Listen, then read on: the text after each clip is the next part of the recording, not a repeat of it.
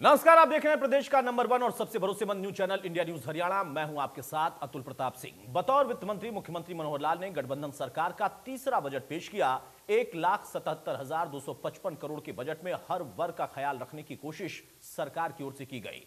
प्रदेश की जनता पर कोई नए टैक्स का बोझ नहीं पड़ा, बल्कि मुख्यमंत्री ने बजट भाषण में कई बड़ी घोषणाएं की हैं। महिला सशक्तिकरण पर विशेष तौर पर जोर दिया गया। सरकार की ओर से राज्य स्तरीय सुषमा स्वराज पुरस्कार की घोषणा की गई। यह पुरस्कार उन महिलाओं को दिया जाएगा जिन्होंने राष्ट्रीय स्तर पर और जीवन में विभिन्न क्षेत्रों में नाम कमाया।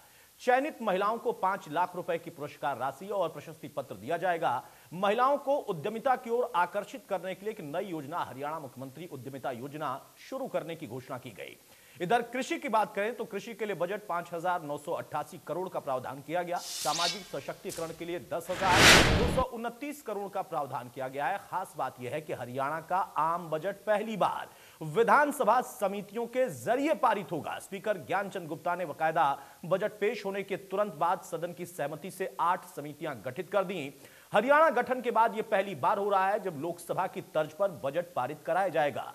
गौर करने वाली बात यह है कि प्रदेश के कर्ज का मर्ज बढ़ता जा रहा है। राज्य सकल घरेलू उत्पाद में उतार चढ़ाव के साथ ही प्रति व्यक्ति आय में वृद्धि हुई है, लेकिन कर्जा भी उतरने की बजाय तेजी से बढ़ा है। वित्त वर्ष 2021-22 में प्रदेश पर कर्ज का बोझ बढ़कर 2.23 लाख करोड़ हो गया। 2022-23 में कर्ज 2.43 लाख करोड़ होने का अनुमान है। हालांकि मुख्यमंत्री मनोहर लाल इससे निरंतर प्रक्रिया मानते हैं। मुख्यमंत्री ने बजट पेश करने के बाद पत्रकारों से बातचीत में कहा कि राज्य सकल घरेलू उत्पाद बढ़ने के साथ ही कर्ज बढ़ेगा, यह स्वाभाविक है। कर्ज लिए बिना सरकार नहीं चल सकती, लेकिन इसको लेकर विपक्ष ने ताना भी कसा, विपक्ष ने आरोप भी लगाया। हुड्डा ने सीधे तौर पर आरोप लगाते हुए कहा कि दरअसल यह बजट नहीं बल्कि यह भाषण था। चौटाला का रुख भी कुछ ऐसा था, लेकिन बजट जो था उसे मनोहर बजट का नाम दिया गया है और कई ऐसे अलग अलग क्षेत्र हैं जिसमें जो आवंटन किया गया उसमें अच्छी खासी वृद्धि की गई है।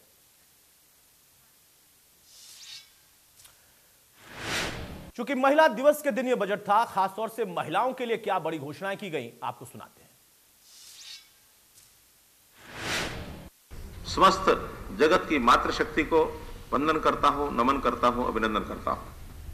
आज हम अपनी मातृशक्ति की सामाजिक, आर्थिक, खेल जगत, सांस्कृतिक और राजनीतिक उपलब्धियों का जश्न मनाते हैं। हरियाणा की महिलाओं ने पिछले कुछ वर्षों में विशेष रूप से खेल और राजनीति के क्षेत्र में उल्लेखनीय उपलब्धियां हासिल की हैं। हरियाणा की बेटी स्वर्गीय श्रीमती सुषमा स्वराज भारत की सभी महिलाओं के लिए एक प्रेरणा थी। आज मैं उन राज्य स्तरीय पुरस्कार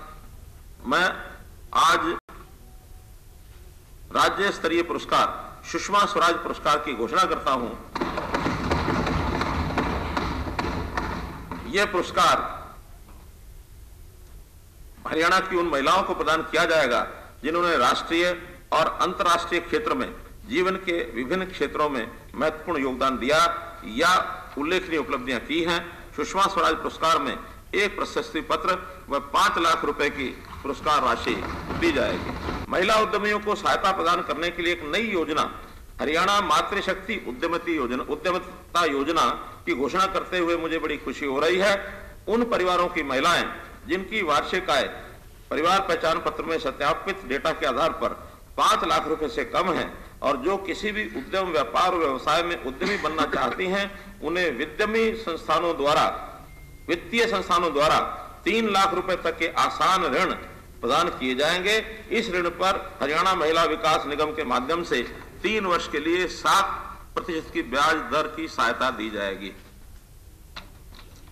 इस स्कीम के बारे में महिला और बाल विकास द्वारा विस्तृत जानकारी शीघ्र अधिसूचित की जाएगी।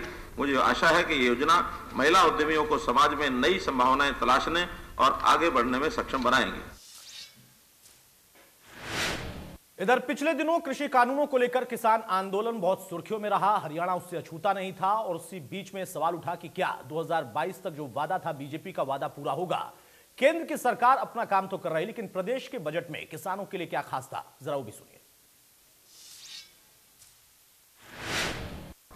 मैं वित्त वर्ष 22-23 के बजट में कृषि और संबद्ध क्षेत्रों के लिए 5,988.76 करोड़ रुपए के आवंटन का प्रस्ताव करता हूं, जो चालू वर्ष के संशोधित अनुमान की तुलना में 27.7% की वृद्धि है। मेरी फसल मेरा ब्यौरा ऐसा सरकारी मंच, प्राथमिक मंच है जिससे सरकार ने कई पहल की है।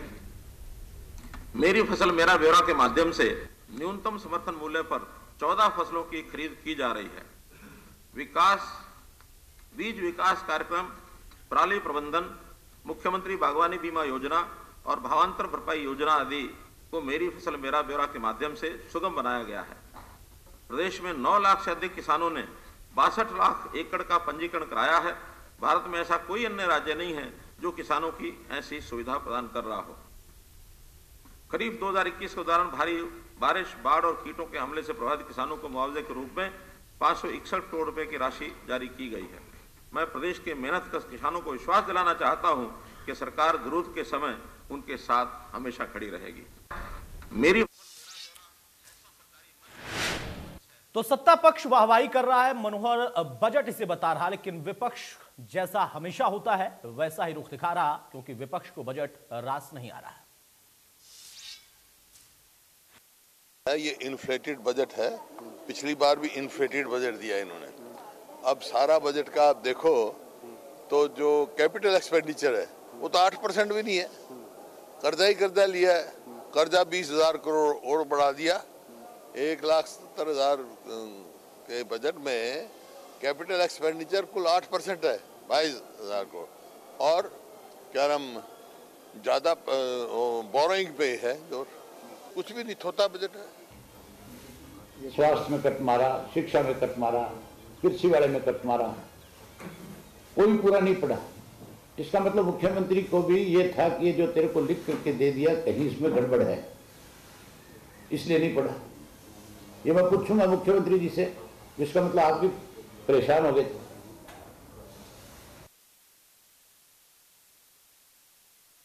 बहरहाल तो आपने सुना भूपेंद्र सिंह हुड्डा और अभय चौटाला को सीधे तौर पर इसे खोखा बजट कह दिया गया, या फिर कहा गया कि ये जो लिख कर दिया गया था पढ़ तो दिया लेकिन इसमें कुछ है नहीं।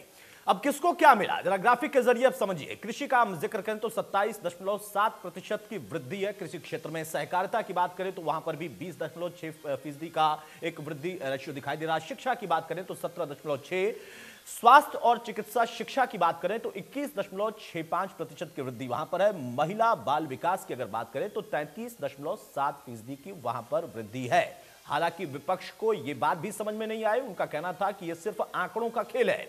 अगर कौशल विकास और रोजगार की बात करें तो 23% यहां पर भी वृद्धि दिखाई देती है। सामाजिक सशक्तिकरण की बात करें तो 22.47%, सड़क, रेल और संरचना की बात करें तो 59.2% का यहां पर एक ग्रोथ दिखाई दे रहा। सिंचाई और जल संसाधन की बात करें तो 51% यहां पर भी है। जन स्वास्थ्य अभियंत्रिकी की अगर बात करें तो 33.9% की वृद्धि इस क्षेत्र में है। इसके अलावा बिजली और नवीकरणीय ऊर्जा की बात करें तो यहां पर भी वृद्धि है, हालांकि वो आंकड़ा आपके टैली पे नहीं है। परिवहन की बात करें तो 12.2% की वृद्धि यहां पर है। नागरिक उड्डयन, इसमें आप देखिए 380.8% की ग्रोथ है। ग्रामीण क्षेत्र की बात करें तो 83.3% की वृद्धि है। और शहरी अंचल की बात करें, शहरी क्षेत्र की बात करें तो वहां पर 54.28% की वृद्धि दिखाई दे रही। पुलिस और न्याय प्रशासन की बात करें तो 11.24% वहां पर वृद्धि है। पर्यावरण वन क्षेत्र की बात करें तो 16.05% की वृद्धि वहां पर है। आवास की बात करें तो 104.7% की वृद्धि वहां पर है। खेल और युवा की बात करें तो इसमें भी अच्छी खासी ग्रोथ है, 37.2% की वृद्धि है।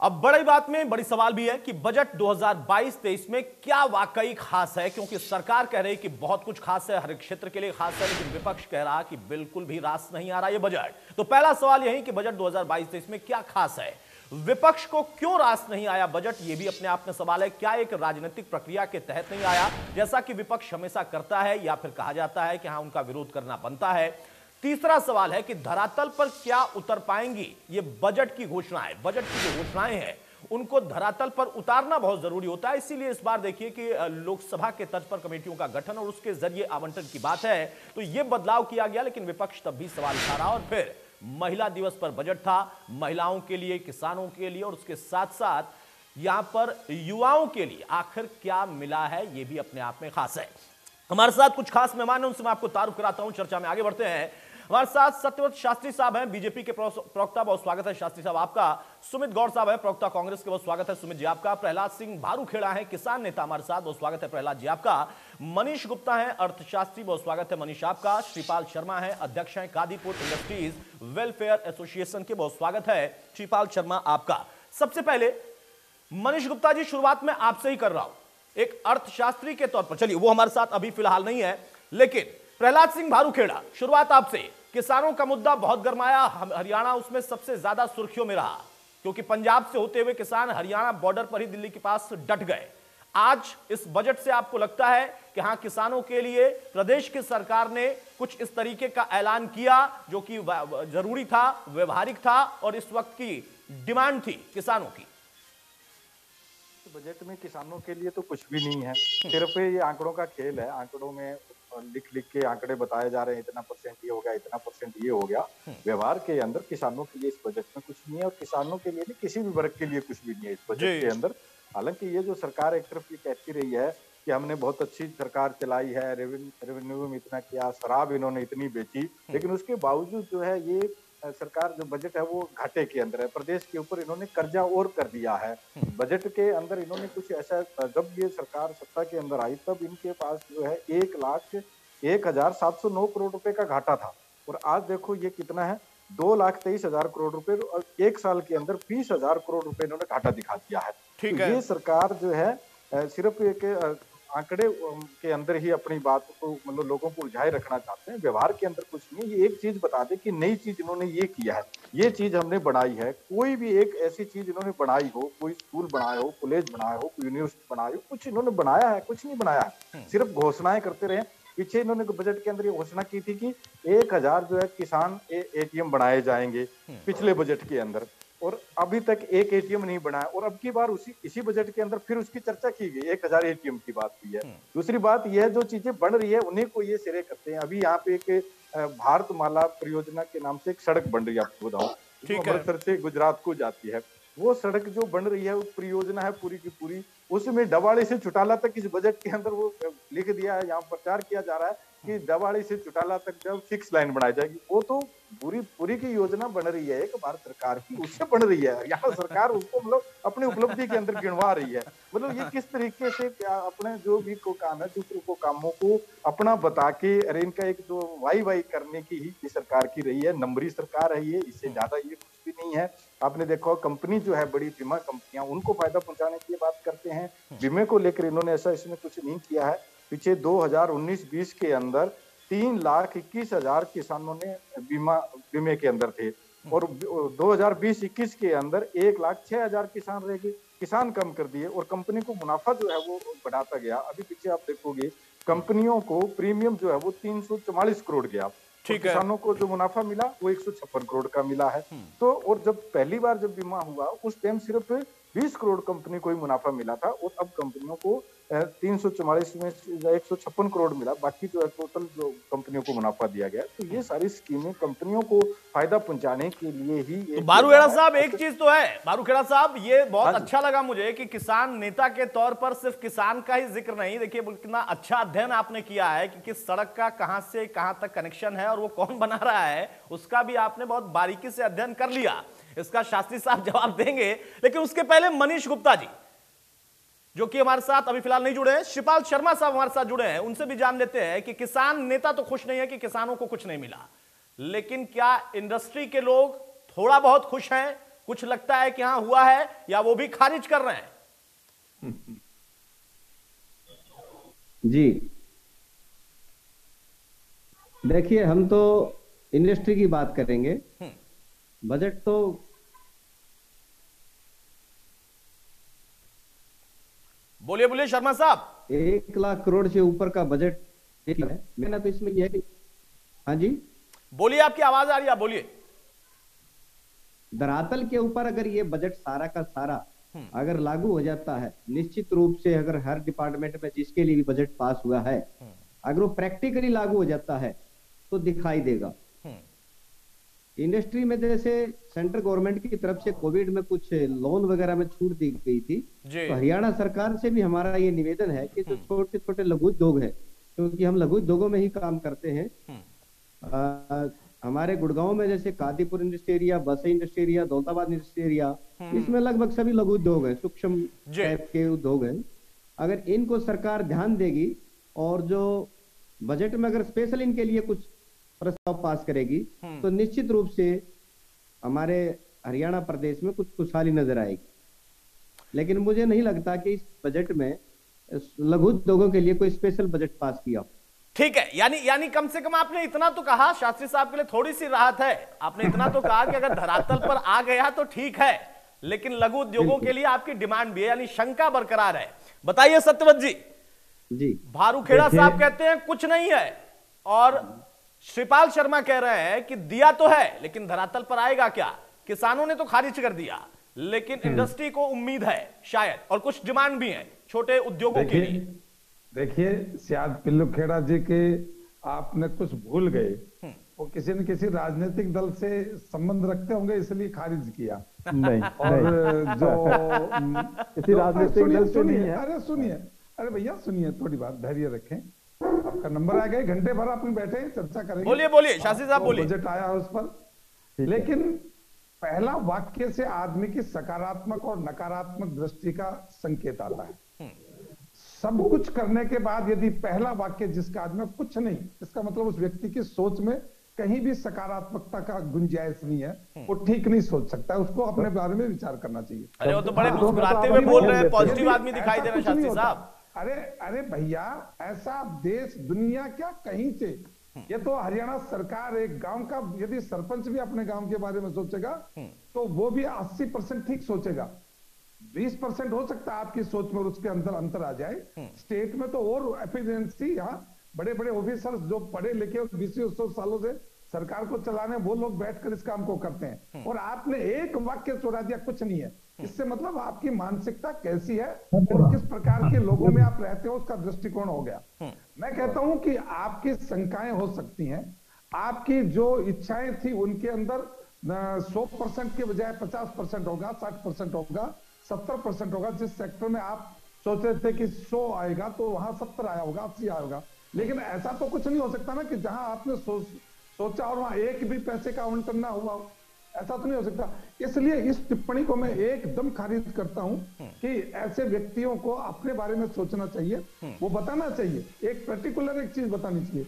किस सेक्टर में इन्होंने 10% रखा, इसकी जगह आपको 20% रखना चाहिए था, इस 20 रखा यहाँ 50 रखना चाहिए था। ठीक है, आपने पहले ही टिप्पणी में विश्लेषण दिया, इन सेक्टर्स में आपने 100% से 20% से लेके और 100% तक की बढ़ोतरी है। दूसरी बात, जो लोग कहते हैं कि बजट की वास्तविकता खर्चा नहीं होता है और धरातल पर आता है तो वो दिखेगा, इस पर सरकार ने पहली बार इस प्रकार की 2 व्यवस्थाएं की है। सरकार को हर डिपार्टमेंट की पहले समीक्षा की गई कि किस डिपार्टमेंट को कितना आवंटन हुआ, उसका खर्चा कितना हुआ, और खर्च जो पूरा नहीं कर पाए उनके बारे में विचार किया गया कि उनकी एफिशिएंसी बढ़ाई जाए या उनका बजट घटाया जाए।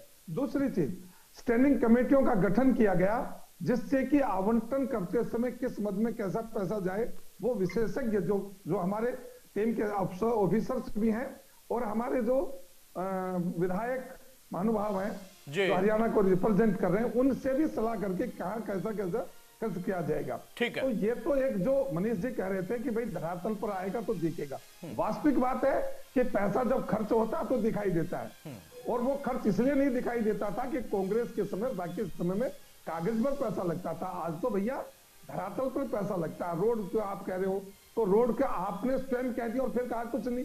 अरे जो देश में हो रहा है, हरियाणा में जो कुछ हो रहा है वो हरियाणा के लोगों से हो रहा है।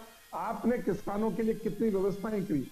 अभी तक हम जमीन पर क्रेडिट कार्ड बनाते थे, उसके बाद पशु के ऊपर बनाया, ठीक है, पीछे आपने मत्स्य पालन के लिए भी आ गया, महिला उद्यमियों के लिए भी आ गया, उनके लिए सूक्ष्म परियोजनाओं के सेक्टर डेवलप हो गए, उनके लिए आपको विशेषज्ञों की एक कमेटी का गठन हो गया, उनके लिए एक औजार बैंक का गठन हो गया। क्या इन सब चीजों से लोगों को लाभ नहीं मिलेगा? किसान को क्या चाहिए? यानी शास्त्री साहब आप ये कह रहे हैं कि भारूखेड़ा साहब ने तो सिरे से खारिज ही कर दिया। 100% नहीं करते, कम से कम 80% का जिक्र करते या कहते कि नहीं 50 मिला इसमें, तो भी आप खुश हो जाते कि हाँ इतना तो इन्होंने माना। नहीं, खुश होने का विषय नहीं है। विषय जो मैं खुश होने से लाभ नहीं है। जो आवंटन हुआ है उस आवंटन पर अपनी टिप्पणी कीजिए। एक समय ऐसा था जब हमें सुझाव देना था, माननीय मुख्यमंत्री जी ने पूरे हरियाणा के पार्टी, राजनेता, ऑफिसर, सामाजिक, राजनीतिक और जो इंडस्ट्री के लोग थे सबसे सुझाव मांगे। उस समय हमें सुझाव देना था और अब उन सुझावों को लेकर ठीक है। सुमित गौड़ कांग्रेस के प्रवक्ता हमारे साथ है और मनीष गुप्ता भी हमारे साथ और शास्त्री जुड़ गए हैं। सुमित जी, सिरे से खारिज करना ये कैसे स्वीकार कर ले? हर बार जब बजट आता है आपकी सरकार के दौर में, इनकी सरकार के दौर में, इसके बाद भी जब बजट आएंगे तो कुछ तो धरातल पर उतरता होगा। एक राजनीतिक व्यवस्था बन गई है क्या कि नहीं? बजट आएगा उसके बाद एक प्रतिक्रिया आएगी कि इसमें कुछ नहीं था। सबसे पहले तो मैं आपके चैनल के माध्यम से इस जुमलों की सरकार को सलाम करता हूं कि इन्होंने एक बार फिर, पहली बार नहीं, आज इन्होंने एक बार फिर किसानों को की भावनाओं को, आम आदमी के बजट को, गृहिणियों की रसोई को फिर से इन्होंने एक सिरे से नकार दिया है। मैं ये भाषण लिखकर आए हैं और वो पूरा बोलेंगे, ध्यान रखना आपको। पार्टी को ये जानना चाहता हूं कि ये मुझे बताएं कि एक भी बजट में चीज उन्होंने ऐसी निकाली हो जिससे महंगाई पे काबू पाने की कोशिश की जा रही हो, जिससे किसानों पे मरहम लगाने की कोशिश की जा रही हो। ये केवल पहले की तरह, पिछले 6 सालों की तरह दिशाहीन सरकार का दिशाहीन बजट है, जन भावनाओं के साथ खिलवाड़ है, जनता की जेब पर सरासर और सीधा सीधा डाका है।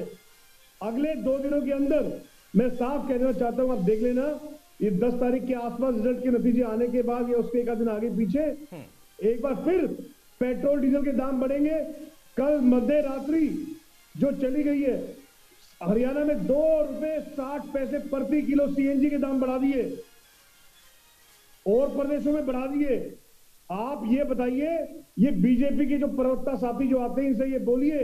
मैं हर बार कहता हूं कि सारी पार्टियां बाद में, पहले आपके लिए हमारे देश और प्रदेश की जनता का हित होना चाहिए। अगर आपकी हमारी पार्टी कुछ गलत करती है तो उसके खिलाफ आवाज उठाएं। मुझे तो ये समझ नहीं आता कि बीजेपी के प्रवक्ता डिबेट से जाने के बाद कैसे अपने आस पड़ोस के मोहल्ले के लोगों से नजरें मिलाते हैं, कैसे अपने आस पड़ोस की महिलाओं से नजरें मिलाते हैं, जिन इनमें कहने का, झूठ छुपाने का। नहीं सुमित गौड़ साहब, ये तो हर पार्टी के प्रवक्ता पर लागू होता है। फिर अगर ऐसा है कि बीजेपी के प्रवक्ता कैसे निगाहें मिलाते हैं तो फिर हर पार्टी के प्रवक्ता पर ये लागू होगा ना।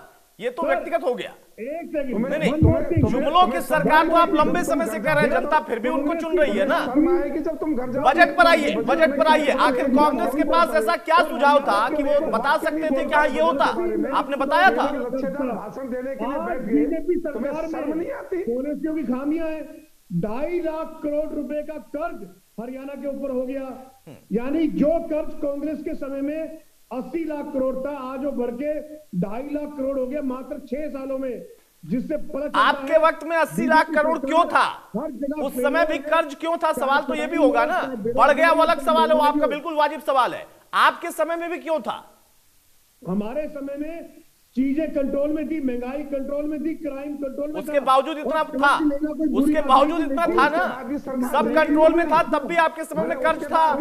यही तो मुख्यमंत्री कह रहे हैं कि तो सतत प्रक्रिया है, आपके समय में भी थी, इनके समय में भी है। उसके बाद भी तुम्हारी सरकार चली गई। जो रेवेन्यू आता था वो सीधा सीधा प्रदेश के विकास में लगता था। अब जो रेवेन्यू आता है आधा इनके नेताओं और अधिकारियों की जेबों में जाता है।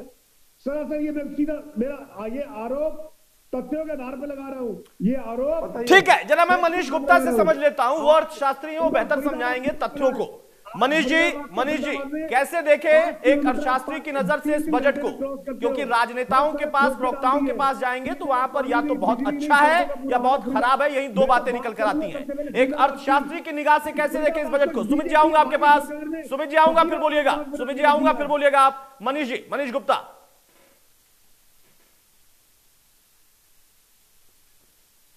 मनीष जी अपनी आवाज अनम्यूट कर लीजिए आप। अपनी बात प्रारंभ करने से पहले मैं एक बात सुमित गौड़ जी को कहना चाहता हूँ जी कि भाई इन्होंने कहा कि हमारी सरकार में ऐसा होता था और इनकी सरकार में ऐसा नहीं होता। अरे भाई, जब बजट की बात हो रही है, आंकड़े की बात हो रही है, तो आप आंकड़ों पे चर्चा क्यों नहीं करते हैं? इनकी सरकार में पैसा नेताओं को जा रहा है, अधिकारी को जा रहा है, भाई बताओ तो सही कहाँ जा रहा है, कौन सी योजना के तहत जा रहा है? ऐसे ही उन्होंने आपके सारे ठिकाने उजागर कर दिए, आपके सारे जितने भी चुप रहो थोड़ी देर।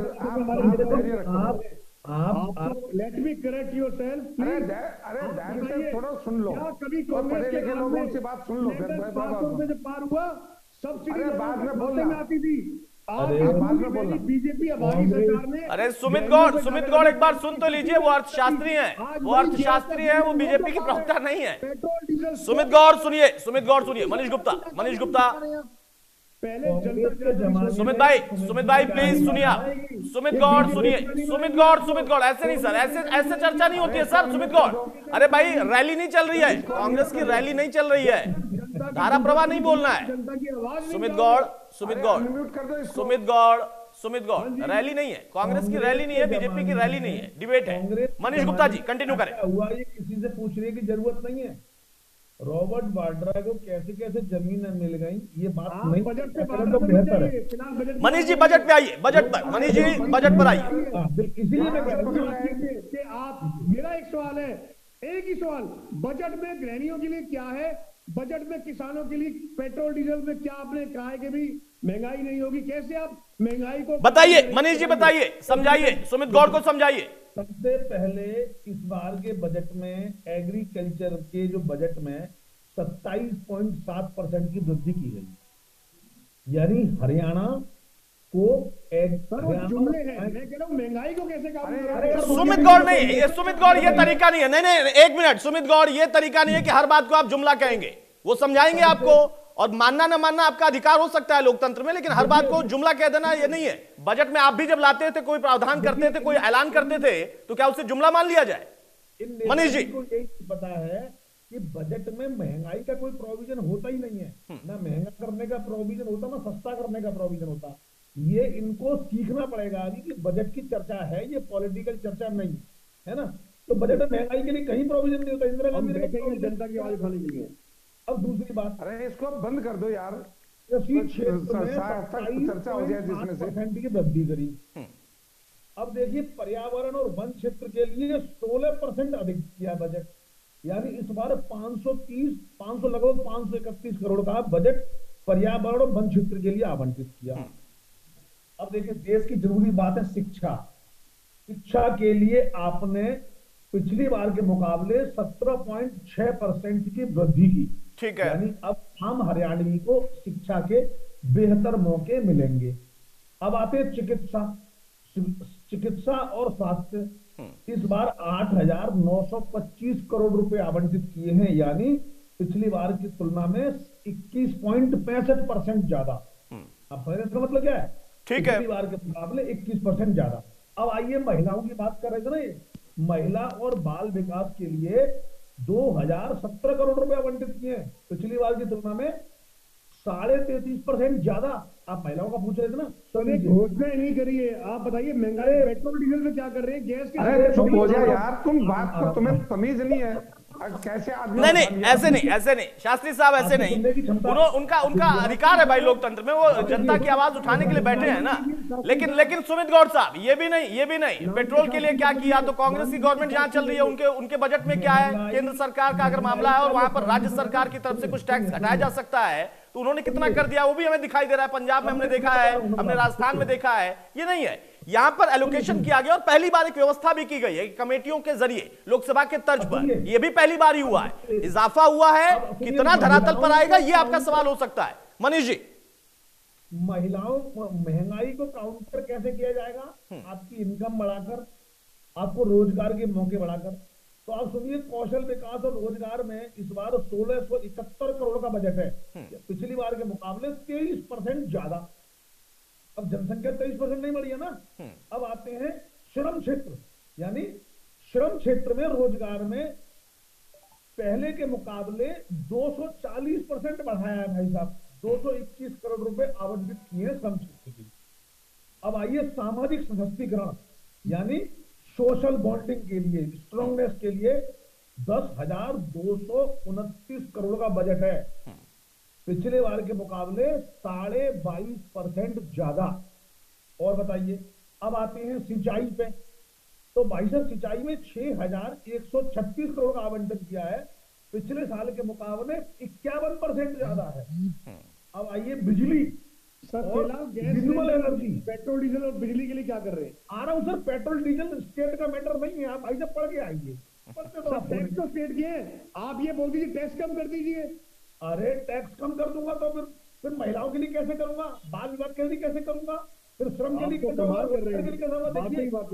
कोई भी देखिए, कोई भी देश इनकम कम करके ग्रोथ नहीं करता। इनकम बढ़ाइए, खर्चा बढ़ाइए, डेवलपमेंट करिए, इंफ्रास्ट्रक्चर डेवलप करिए।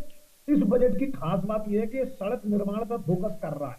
आते हैं बिजली और नवीनीकरण ऊर्जा पर 7,203 करोड़। देखिए, ये तो ओवरऑल पूरे देश के लिए मोदी जी का टारगेट है कि हर देश को सेल्फ सस्टेनेबल बनाना है, एनर्जी के मामले में नंबर 1 बना देना है। इस बार 5,983 करोड़ सब्सिडी एग्रीकल्चर के पंप सेट के लिए अलॉट किए गए। ठीक है मनीष जी, मोटा मोटा लब्बोल हुआ भी है कि हर सेक्टर में कुछ न कुछ और कई सेक्टर में बहुत कुछ इजाफा हुआ है, लेकिन भरोसा नहीं हो रहा किसान नेता को। थोड़ा सा संदेह यहां पर शिवपाल शर्मा जी को भी है, जो कि इंडस्ट्री से जुड़े हुए हैं। सुमित गौड़ चूंकि कांग्रेस से जुड़े हैं तो उनको बिल्कुल जो है भरोसा नहीं है, उनके लिए सब जुमला है। उसका जवाब शास्त्री साहब देंगे। लेकिन भारूखेड़ा साहब बढ़ाया गया है, एक अर्थशास्त्री बता रहे। मनीष जी, आऊंगा आपके पास। क्यों आखिर आपको लगता है कि कुछ भी नहीं किया गया, इसमें सिरे से खारिज कर देने की क्या बात है? राजनेताओं का तो समझ में आता है कि उनकी राजनीति है। देखिए, किसी भी सरकार का बजट जो होता है, उस बजट का जो टोटल है वो पूरे जो जितने वर्ग है सब वर्गों के अंदर उसका एक आवंटन किया जाता है। ये है, वो सभी करते हैं, इन्होंने कर दिया, कोई नया नहीं है कि इन्होंने कोई अलग से किया है। वो सारी चीजें ठीक है, लेकिन ये जब सत्ता में आए थे तो इन्होंने ये कहा था कि हम किसानों की आय 2022 में दुगनी कर देंगे। ठीक है, तो पीछे भी बजट इन्होंने किए, उससे पीछे भी बजट किए, कितने बजट इन्होंने पेश किए, क्या किसानों की आय दुगनी करती, उसमें क्या प्रावधान है? आप आंकड़ों के अंदर ये सारी चीजें कर दोगे, लेकिन जमीन के ऊपर आप क्या कर रहे हो? ये वही है, बीजेपी के प्रवक्ताओं से मैं कहना चाहता हूँ, ये शब्दों का मतलब बहुत अच्छा वो जाल गूंथ लेते हैं। नहीं, शब्दों का स्वरूप तो आपका भी बहुत अच्छा है, जिसको मैं क्या जाल मानूं? लेकिन और ये कमीजें निकाल के ये प्रदर्शन किया करते थे कि ये जो है किसानों की आय है, लाभकारी भाव मिलना चाहिए, उसको लेकर इन्होंने क्या किया है? अभी तक ऐसा कुछ नहीं है। और कोई एक चीज ये हमें ये बताते कि किसानों के लिए हमने ये चीजें के अंदर किया जिससे किसानों की आय बड़ी हो जाएगी। शास्त्री साहब जल्दी से जवाब दीजिए। शास्त्री साहब जल्दी से काउंटर करिए। पिल्लू खेड़ा जी का बारूखेड़ा लाइन पर आए हैं और इसीलिए चाहूंगा कि जो वास्तव में जिस पर चर्चा होनी चाहिए वो है बजट पर चर्चा। इसलिए होती है कि किस सेक्टर में बजट आपने 10% दिया, 20 देना चाहिए था, ये तो एक विषय है। ठीक है। दूसरा विषय ये होता है कि जो आपने आवंटन किया है वो धरातल पर लगाने की प्रक्रिया में तेजी कब से आए और हम उसकी निगरानी करेंगे। किसान नेता इस बात की तय करें कि आपने जो 22-23% हमारा बजट बढ़ाया है, हम उसकी निगरानी रखेंगे। हर महीने, 3 महीने में, 6 महीने में हम चर्चा करेंगे कि आपने इतना बजट लिया, अभी तक इतना खर्च नहीं हुआ, ठीक है, कितना खर्च नहीं हुआ। पिछली बार एक बात और कहना चाहूंगा, पिछली बार आपने कहा था 1,000 किसान एटीएम बनाएंगे और अब की बार भी बजट में ये कहा, लेकिन सुनिए मैं बता दूं, तो विषय 2 के ऊपर ही आज चर्चा है, इंप्लीमेशन कैसे होगा और आपने लगाया क्या, आपकी प्राथमिकताएं क्या। आपकी प्राथमिकताएं स्वास्थ्य है, शिक्षा है, रोजगार है, किसान है, बालक है या पर्यटन है, क्या है? उसके अंदर आपका एक दृष्टिकोण दिखता है कि आप किस सेक्टर में कितना खर्च कर रहे हैं और उसकी आवश्यकता कितनी है। एक विषय ये आता है। दूसरा विषय ये आता है कि उसका इंप्लीमेशन कैसे होगा, उसके लिए सरकार ने योजना क्या बनाई। तो उस योजना के तहत हम बता रहे हैं कि उसके लिए पहले सरकार ने तय किया कि किस डिपार्टमेंट के अंदर जो आवंटित राशि थी खर्च क्यों नहीं हुई जी, उसके ऊपर विचार किया गया, उसके तौर तरीके समझे गए, ठीक है, और उसको तेजी लाने के लिए।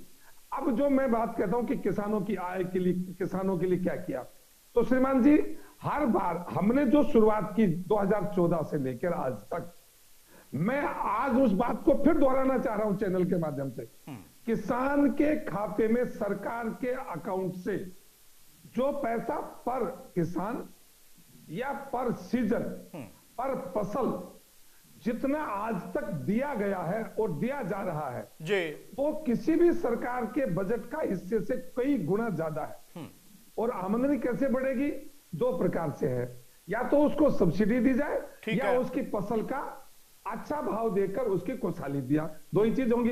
अब दूसरी, हम दोनों काम कर रहे हैं, हम समय समय पर सब्सिडी और साधन उपलब्ध करा रहे हैं, फिर उसके लिए सूक्ष्म परियोजनाएं, चाहे सिंचाई के लिए है, चाहे उसका वाटर सेट की बात है, नहरों का सुदृढ़ीकरण है, उसके साथ में फिर उसको आपको आवश्यक पड़ता है तो उसके पशु क्रेडिट कार्ड देना, कृषि कार्ड देना, उसके ऊपर ब्याज कम देना, फिर अभी मत्स्य पालन पर आ गया, फिर अभी पशु पर आ गया, कितनी सारी चीजें जिससे कि वो कभी ऐसा ही महसूस ना करे। ये सब चीजें हो रही है कि नहीं? ये किसके लिए होंगी? इनकम के लिए होंगी। ठीक है, ठीक है। शास्त्री साहब मैं आपको रोक रहा हूं, मैं आऊंगा, मनीष जी आऊंगा, सुमित जी आपके पास भी आऊंगा, लेकिन उसके पहले श्रीपाल शर्मा, समय की थोड़ी पाबंदी है सर, मैं सबसे गुजारिश कर रहा हूं। श्रीपाल शर्मा साहब, आपको बस संदेह इतना है ना कि शायद ये धरातल पर ना उतरे, इसके लिए बाकायदा देखिए कमेटी का भी इस बार गठन किया गया है कि एलोकेशन कैसे होगा। श्रीपाल शर्मा जल्दी से छोटा काउंटर। शर्मा जी मेरी आवाज आप तक जा रही है? चलिए, शायद मेरी आवाज नहीं जा रही है। सुमित गौड़ आपसे ही सवाल है, उसके बाद मनीष जी मैं आपके पास आऊंगा। संदेह हो सकता है, लेकिन एकदम नकार देना, क्योंकि जैसा मनीष गुप्ता बता रहे हैं कि हर सेक्टर और कई सेक्टर हैं जिसमें 100% या फिर 50% या 200% से ज्यादा भी इजाफा है, तो क्यों आखिर यह कहा जा रहा कि बोझ है कर्ज का बहुत ज्यादा? कर्ज तो आपके समय भी था, यहां पर डबल हुआ है। उसके साथ साथ जो आप भी ऐलान करते थे, क्या धरातल पर कभी नहीं उतरता था? सर, कांग्रेसी होने के नाते नहीं, एक आम आदमी की सोच से, एक लेमैन की तरह मैं आपसे कह रहा हूं, पार्टी के हिसाब से नहीं, ये बजट बिल्कुल किस हैसियत से खड़े हैं? पेट्रोल किस हैसियत से बैठे हैं आप? बताइए, महंगाई आप किस हैसियत से बैठे हैं? महंगाई किस हैसियत से बैठे हैं? पहले आइडेंटिटी कीजिए आप। आज दाल चीनी सुमित जी 120 के पार है। सुमित जी आप पहले आइडेंटिटी कीजिए कि आप किस हैसियत से बैठे हैं। क्या बोल रहे हैं आप कांग्रेस के प्रवक्ता के तौर पर बैठे हैं, वो ये पूछना चाह रहे हैं, या आम आदमी के तौर पर बैठे हैं? मैं दोनों के तौर पर बैठा हूं, लेकिन मैं इस क्यों बैठे हैं?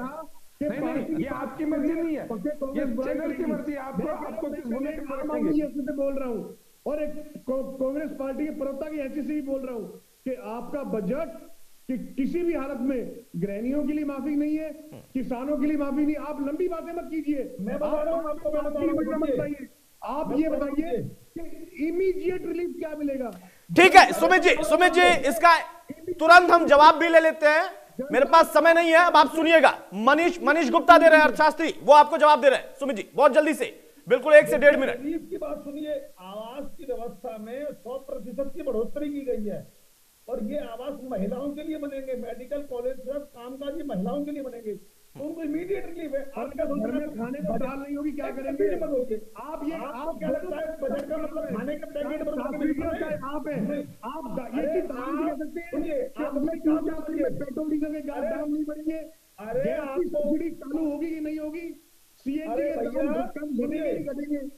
अरे सुनिए, क्यों सुन लूं मैं आपकी झूठी बातें? क्यों नहीं सुमित गौड़, अब लोकतंत्र में जैसे आपको बोलने का अधिकार है, वैसे उनको भी बोलने का अधिकार है, मैं क्यों सुनूं? ऐसे नहीं होता है ना। अरे आपकी समस्या क्या है?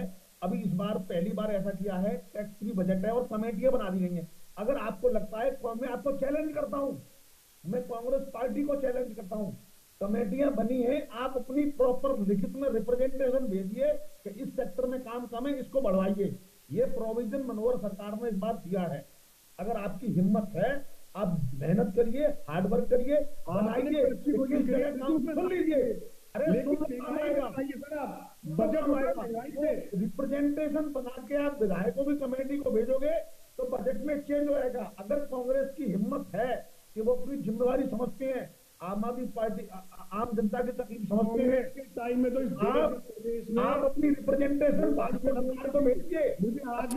ठीक है, चलिए, एक अर्थशास्त्री के तौर पर आप इसको अच्छा बजट मानते हैं, मैं माफी चाहूंगा। भारू खेड़ा साहब, शास्त्री साहब, मेरे पास सब समय नहीं है। श्रीपाल शर्मा जी आपसे माफी चाहूंगा, आप तक आवाज नहीं पहुंच पाई।